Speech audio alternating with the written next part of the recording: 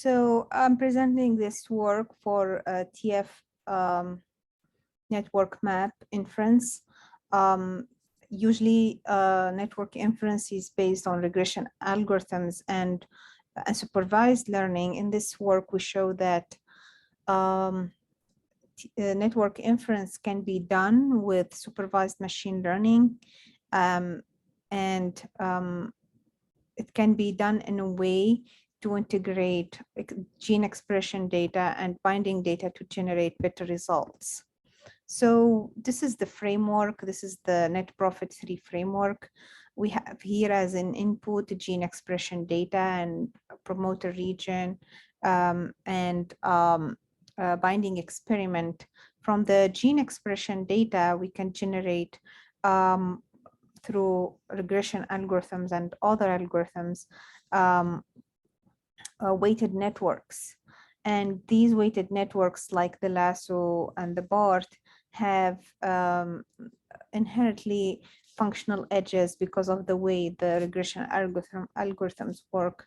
And then we have from the binding experiments the binary labels, and one means that there is an evidence of direct binding, 0 otherwise.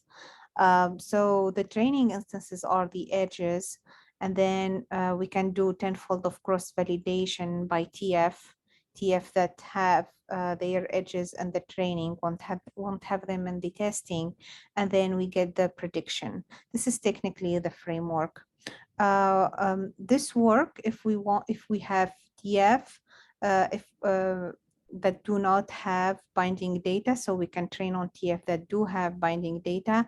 But then for the TF that have binding data, what we found is that we can do what we call an integration, meaning that the features and the labels can train the XGBoost model, can train an XGBoost model, and then the features, the same features will be used for inference, meaning that the model will infer or will predict the edges for the same, will predict scores for the same edges that trained it, and then we use its predictions. We find that these predictions improve on the network inference.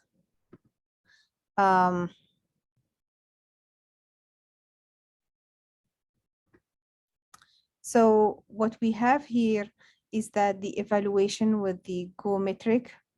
With the Go metric, what we do is that for every TF, we have like a set of target genes, and these target genes will be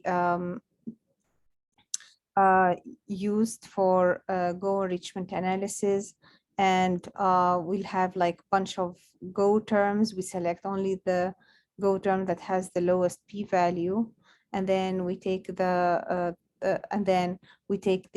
median of the p-values of all the TFs.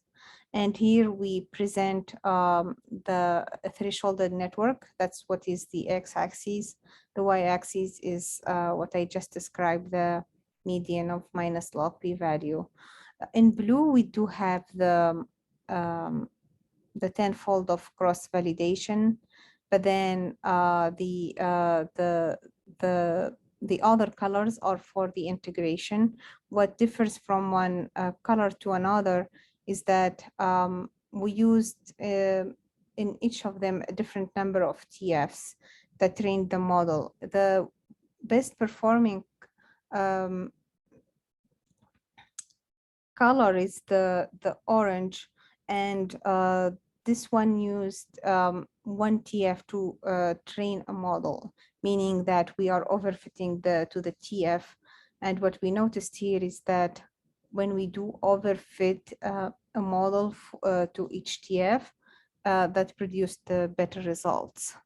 We have another evaluation metric, which is the PPI. The PPI evaluation metric, it works this way.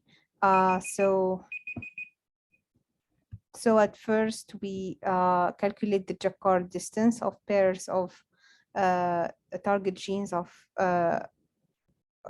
pairs of the target genes of TFs. And then we do that for every single pair of TFs.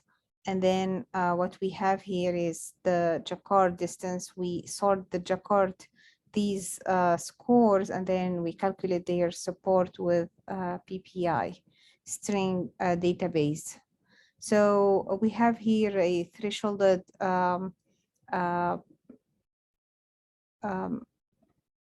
TF pairs network, and we notice the same trend technically when we overfit to the TF. Results are much better. So